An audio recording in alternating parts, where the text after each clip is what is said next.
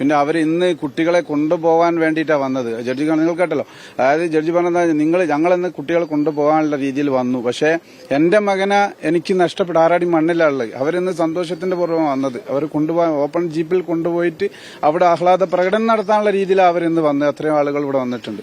അതൊക്കെ നമുക്ക് സഹിക്കാൻ പറ്റാത്ത. എന്തായാലും നീതിപീഠത്തിൽ നമ്മൾ ഉറച്ചു വിശ്വസിക്കുന്നുണ്ട്. ഇതിൽ രക്ഷിതാക്കളെ പങ്കുണ്ട് എന്നുള്ളത് വ്യക്തമായി വരുന്നുണ്ട്. അപ്പോൾ അത് അവർ നിഷേധിക്കാൻ ശ്രമിക്കുന്നുണ്ട്.